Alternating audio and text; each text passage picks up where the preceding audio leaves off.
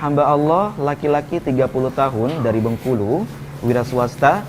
Ustadz, saya mau minta tips menjaga keutuhan rumah tangga.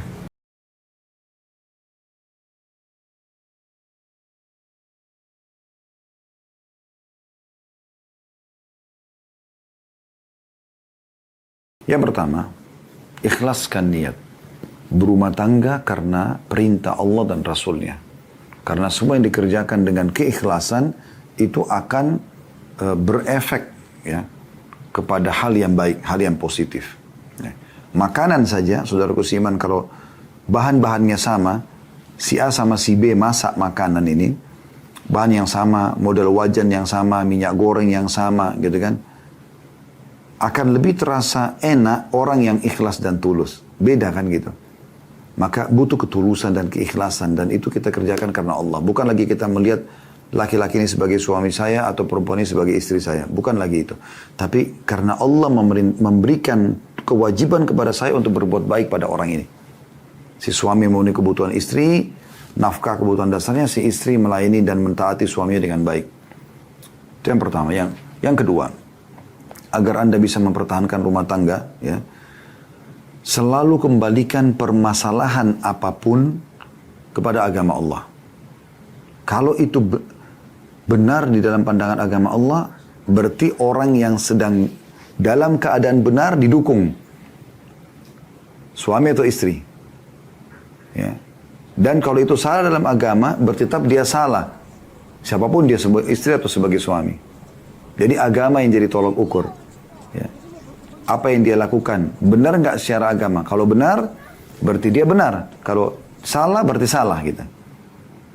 Nah, dalam poin ini, kalau sudah ketahuan sampai benar siapa yang salah karena kembali kepada agama, maka pindah langkah selanjutnya, yaitu selain kembali ke agama. Orang yang benar, yang ketiga, orang yang benar memaafkan. Orang yang salah minta maaf. Dan ingat teman-teman sekalian, jangan nginapkan permasalahan dan selalu bisa membuka lembaran baru. Ingat, rumah tangga itu, konsep ta'arufnya, kenalan dia yang sebenarnya itu, justru setelah akad nikah sampai kita meninggal. Saya ulangi, ta'aruf yang sebenarnya dalam rumah tangga, itu justru setelah akad nikah sampai kita meninggal. Sampai kita meninggal ya, itu proses ta'aruf terus berjalan. Makanya jangan Anda heran, mungkin ada karakter-karakter bawaan Anda atau pasangan yang mungkin masih sudah 3 tahun, 5 tahun masih sama. Butuh waktu untuk mengubahnya. Memang itu masa ta'arufnya. Itulah tantangan Anda. Anda menikah sama dia, maka Anda coba memperbaiki apa yang menurut Anda kurang baik atau menurut pandangan agama tepatnya. Ini poin. Insya Allah kalau ini dilakukan, Anda selalu bersedia membuka lembaran baru. Setiap ada kesalahan Anda ingatkan gitu kan. Kalau dia terima, Alhamdulillah, buka lembaran baru lagi. Yang benar memaafkan, yang salah minta maaf. Selalu begitu. Sehingga terbaharui terus ya cinta kita dan keharmonisan dalam rumah tangga. Sama juga dengan orang bersahabat. Kalau kita tidak mau memaafkan kesalahan sahabat kita atau memaklumi kekurangan dia dan kita bantu dia untuk menyempurnakan supaya jadi sempurna, maka tidak ada orang yang punya sahabat gitu ya. Ini poin tidak kalah penting. Yang keempat, jangan pernah libatkan orang ketiga dalam rumah tangga. Kecuali ahlinya. Ya, misalnya ustadz atau ustazah. Atau memang seorang psikolog. Misalnya kalau betul-betul memang ada berhubungan dengan masalah kejiwaan. Tapi saya melihat kembali kepada ustadz atau ustazah sudah cukup. Ada seorang ustadz yang memang kompeten di bidangnya, Anda konsultasi sama dia. Atau ada ustazah memang Masya Allah yang juga ilmunya ada cukup dan dia sukses dalam rumah tangga, maka Anda boleh bicara sama dia. Dan itu pun sebatas konsultasi ya, bukan curhat. Perhatikan baik-baik, konsultasi bukan curhat. Anda mengatakan misalnya, suami saya tidak sholat, bagaimana solusinya? Itu konsultasi namanya. Bukan Anda bilang, suami saya itu dari awal nikah memang kayaknya saya nggak cocok deh. Keluarga saya memang nggak setuju. Tambah lagi dia nggak sholat. Padahal sebenarnya kasusnya bukan itu. Bukan kasus awal tidak setuju. Karena Anda sudah menikah sekarang. Masalahnya adalah hanya tidak sholat. Maka fokus ke masalah itu. Dan ingat, jangan pernah ya libatkan selain ahlinya ini. Selain ahli agama. Ya, Anda konsultasi dengan janda. Dia sendiri gagal rumah tangga. Sebagai istri Anda konsen sama janda, gagal rumah tangga. Atau sebagai suami Anda konsen sama duda, gagal rumah tangga. Ya gagallah juga rumah tangga Anda. Atau Anda konsultasi dengan orang yang belum berumah tangga. Adik Anda yang masih gadis, ya, teman Anda yang masih gadis atau yang masih bujang, ya tentu aja hidup mereka beda. Mereka belum merasakan rumah tangga itu. Ya. Atau orang fasik, jauh dari agama. Sehingga dia mengajak, kalau pusing-pusing ke karaoke aja yuk sama saya, ayo ke diskotik. Nah, kan jadi ngaco ini. Nah, jangan libatkan orang ketiga kecuali ahlinya. Dan ingat teman-teman, bukan curhat, tetapi Anda konsultasi. Selanjutnya yang kelima, kiatnya adalah mempertahankan rumah tangga ini selalu berdoa. Berdoa kepada Allah Subhanahu wa taala. Jangan lupa selalu Rabbana hablana min azwajina wa dhurriyyatina qurrata ayun waj'alna lil muttaqina imama. Ya Allah, jadikanlah pasangan-pasangan kami, anak-anak kami penyejuk mata kami. Selalu apa yang kami lihat dari mereka, sikap mereka, ya, interaksi mereka semuanya menyenangkan hati. Menyejukkan mata maksudnya mata jadi suka lihat, hatinya jadi tenang kan, jadi sejuk gitu. Dan jadikanlah kami pemimpin orang-orang beriman. Ya. Itu kita minta kepada Allah SWT. Kalau tidak ngerti, belum tahu bahasa Arabnya, bahasa Indonesia saja. Ya Allah, perbaikilah keadaan pasanganku, ya Allah, langgengkanlah hubungan kami, dan seterusnya. Anda selalu berdoa. Ya. Ini termasuk poin. Yang keenam, kalau memberikan masukan, berikan masukan dengan cara-cara yang baik. Karena Allah SWT mengatakan dalam Al-Quran, A'udzubillahi minasyaitonir rajim, ud'u ila sabili rabbika bil hikmati wal mau'izatil hasanah wajadilhum billati hiya ahsan. Berdakwalah engkau di jalan Tuhan wahai Muhammad dengan hikmah. Hikmah itu meletakkan sesuatu pada tempatnya. Ya.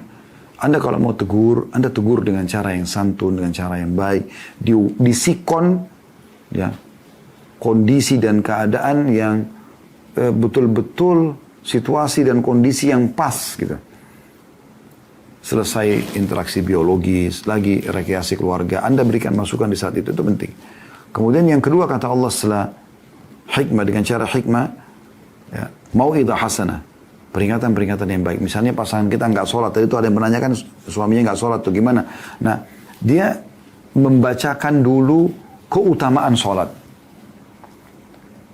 Sholat itu kalau orang sholat itu dapat ini, kalau orang sholat itu dapat ini, dapat ini, dapat ini, dapat ini gitu ya.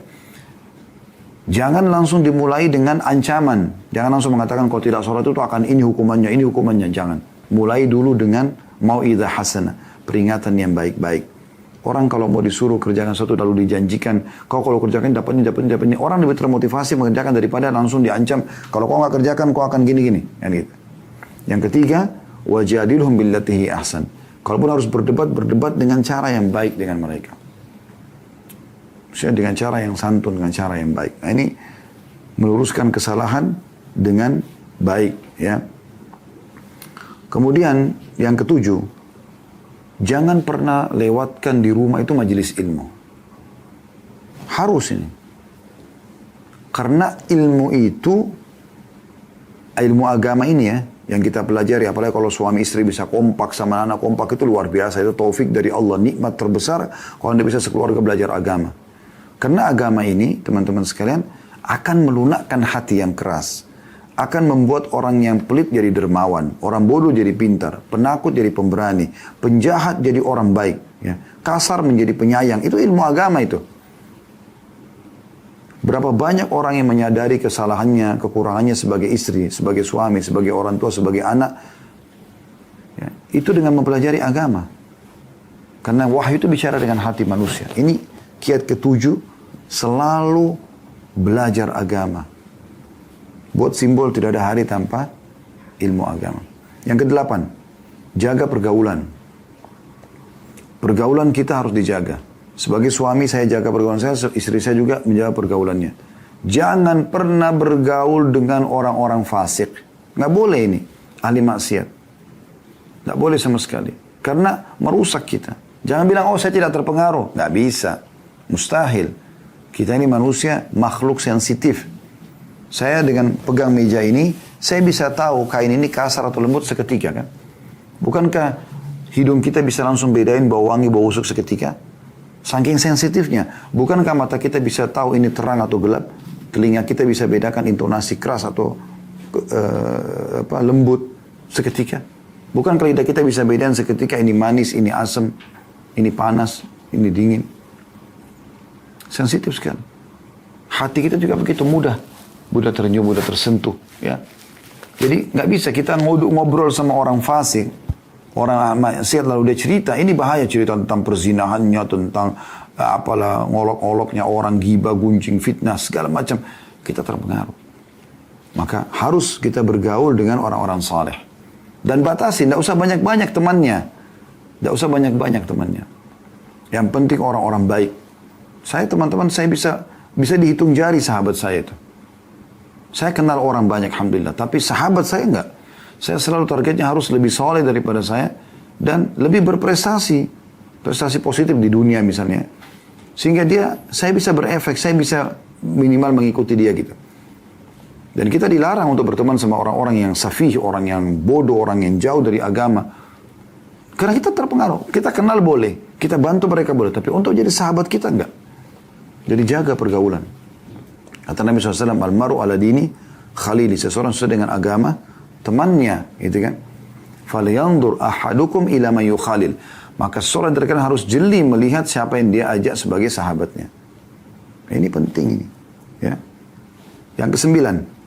Bentuk lingkungan dan suasana islami. Di sekitar kita, di rumah. Di rumah itu usahakan biasa pakai busana muslim. Saling mengucapkan salam, ya. Terapkan sunnah-sunnah Nabi SAW, makan tangan kanan, baca bismillah, tangan kiri, masuk kamar mandi. Kalau perlu, mungkin di kamar mandi ditempelin, di depannya di tembok sebelum masuk, doa masuk kamar mandi. Sama-sama saya mengingatkan zikir mau tidur. Jadi, menciptakan suasana islami di rumah itu. Perhatikan WC, hadits Nabi SAW melarang kita membelakangi atau menghadap kiblat, ya. Tidak boleh ada patung di rumah, tidak boleh ada anjing di rumah. Buat suasana rumah yang islami. Karena rumah-rumah yang mengikuti ajaran Islam berarti akan sangat dekat dengan malaikat. Misal contoh tidak ada patungnya, maka malaikat masuk. Kalau rumah ada patung, ada anjing, dalam hadis kata Nabi SAW tidak akan masuk malaikat. Berarti ada syaitannya. Syaitan ini perusak musuh kita. Ya. Ini poin yang sangat luar biasa penting. Kemudian yang ke-10, fokus kepada kewajiban-kewajibanmu. Yang merupakan kewajiban dasar suami, kewajiban dasar istri, fokus ke situ. Dan usahakan jangan tuntut pasangan kita di luar kewajiban dia. Kecuali kita cuma minta tolong saja. Kewajiban suami misalnya memberikan nafkah. Ya udah semampu dia. Apa itu nafkah? Sesuatu yang bisa membuat roda kehidupan berjalan di hari itu. Kewajiban suami harian, bukan bulanan ya Bu ya. Ini perlu digarisbawahi. Karena banyak orang paksa suaminya bulanan. Kalau ada suami memberikan awal Desember, kayak bulan Desember ini, uang bulanan dari awal sampai akhir bulan, Masya Allah, Anda belum melayani, Anda sudah dipenuhi kebutuhannya gitu. Tapi sebenarnya kewajiban dia harian. Hari ini dia hidup, dia punya kewajiban. Besok dia meninggal, sudah gugur kewajiban dia. Kalau dia berikan kepada Anda 1 bulan langsung, sementara dia pertengahan bulan sudah meninggal, berarti dia sudah bersedekah 2 minggu ke depannya, itu tanpa dia dilayani gitu kan. Nah ini fokus ke masalah nafkah. Nah, kalau lebih dari nafkah, sudah berbau keinginan Anda. Ya.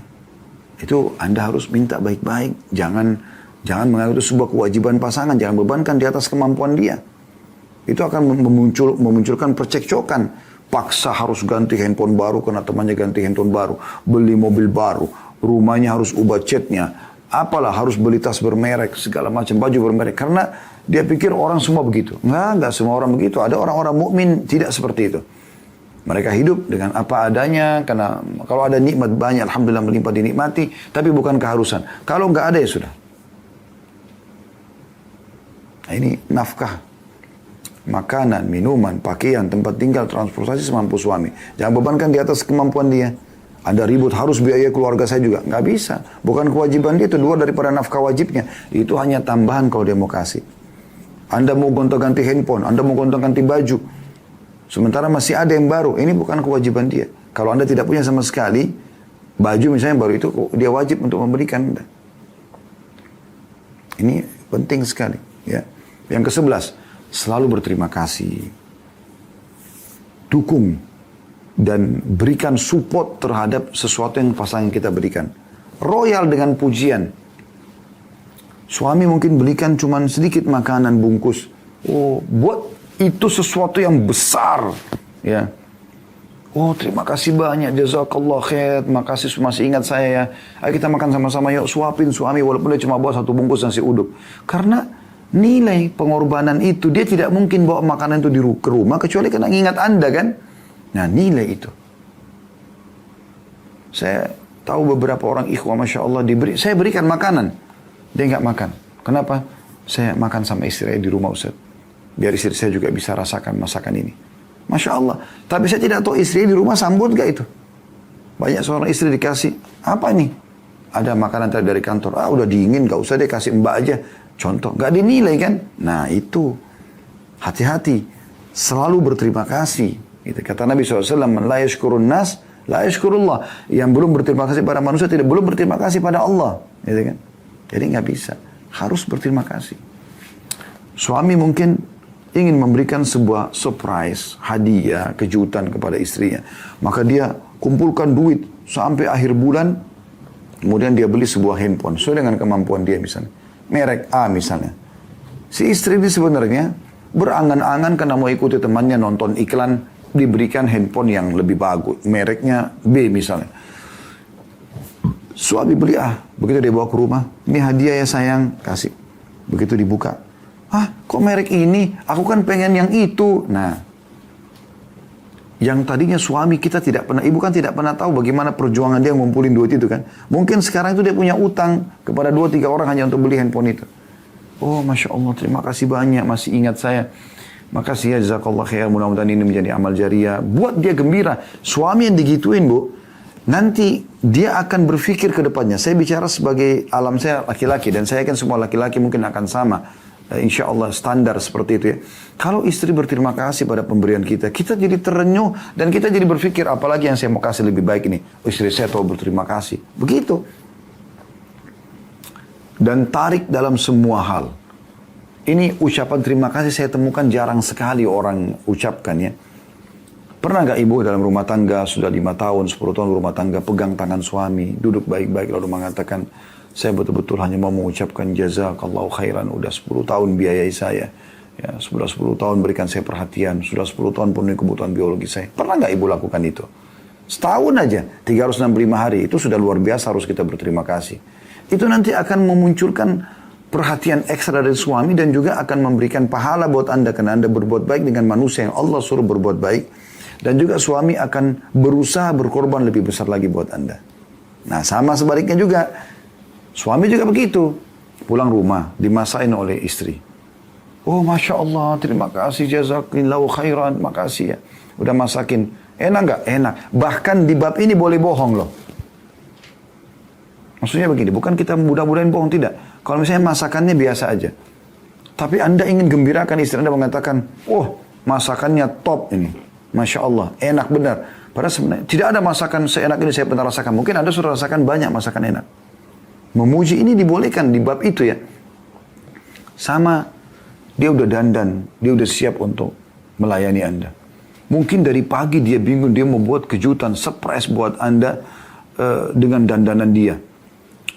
Tapi dia tidak tahu yang Anda suka yang mana nih. Lalu kemudian Anda datang, tiba-tiba Anda lihat dia pakai baju, misal warna ungu. Anda nggak suka warna ungu, Anda sukanya warna merah kah, hitam kah. Tapi dia sudah pakai. Kalau perlu sebelum dia ngomong apa-apa, biasanya itu istri kalau nggak dilihat oleh suaminya, atau apalah ya, dia ngedehem kah atau dia mengatakan bagus nggak sih baju yang saya pakai gitu, ya nggak dilihat gitu-gitu. Tapi suaminya nggak peka. Nah ini ngawur, ini salah suaminya. Ya. Harusnya sebelum istri bicara dia sudah ngomong gitu. Oh, Masya Allah, cantik benar sih saya hari ini. Dia besok lebih semangat dandan lagi. Dan akan siap menerima kalau Anda mengatakan, ini bagus sekali bajunya. Tapi kalau bisa, warna yang saya suka itu merah. Lebih bagus lagi. Besok saya beliinnya, kan lebih bagus. Nah, royal dengan pujian, berterima kasih dengan pasangan. Nah, itu penting. Gitu kan. Kemudian yang ke-12, jangan selalu mengorek-ngorek kesalahan masa lalu. Ini juga penting. Untuk menjaga tips rumah tangga. Jangan terus ngorek kesalahan terus gitu. Padahal sudah selesai, sudah dibahas, masih dibahas lagi. Makanya kalau terjadi percekcokan teman-teman, ribut di WA, terus sudah baikan, sudah saling maafkan, buka lembaran baru, hapus, clear chat, hapus semua itu. Ini biasanya bagi laki-laki mudah, bagi perempuan ini kadang-kadang nggak sulit. Disimpan tuh WA suami walaupun sudah 2 tahun, 3 tahun. Lagi duduk baik-baik sama suami, lagi enak-enak rekreasi, lagi makan, habis biologis, tenang-tenang, jiwanya tenang. Tiba-tiba terlintas ngomongan masalah itu. Ah, kamu pernah gitu kok. Suaminya bilang, kapan? Ini buktinya. WA yang 2-3 tahun yang lalu. Kenapa? Kenapa harus ada ini gitu? Jangan ungkit-ungkit kesalahan orang apalagi sudah selesai. Sekarang dia begini, jangan lagi yang lalu-lalu, nggak perlu. Allah juga menegur suami dalam Al-Quran ya. Wala tudayyikuhunna. Ya. Apa sih ayat itu? Litudayyiku alaihinna. Jangan sampai kalian menyempitkan mereka. Ya. Istri di rumah itu. Dengan apa? Ungkit-ungkit masa lalu, ungkit-ungkit kesalahan, selalu memojokkan. Nah, lebih baik kita kedepankan nasihat dan pujian daripada protes gitu. Nah, protes itu terjadi nanti. Sudah kesekian kali kita ingatkan tidak, baru kita sampaikan protes dengan cara yang baik.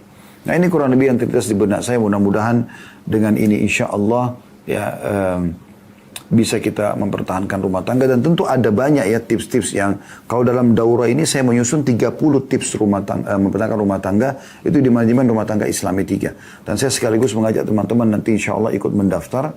Kemungkinan kita akan adakan daurah ini kalau bukan di akhir Januari, mungkin di Februari kami akan lihat kondisinya.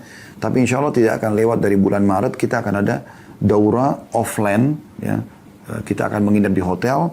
Dan bagi teman-teman yang sudah mengikuti manajemen rumah tangga Islami 1, manajemen Islami 2, Anda bisa mengikuti daurah manajemen Islami 3. Tapi ini khusus bagi yang sudah berumah tangga. Karena manajemen rumah tangga Islami 3 sampai 10 judulnya ya 30 kiat mempertahankan rumah tangga. Tadi saya baru sebutkan sekitar 12 dan itu baru garis global. Nanti dalam daurah itu akan ada dalil-dalil, contoh-contoh, ada praktek lapangan gitu kan. Yang akan kita lakukan insya Allah. Yang kita harapkan bisa lebih menghidupkan cinta, keromantisan, harmonisan dalam rumah tangga itu sendiri.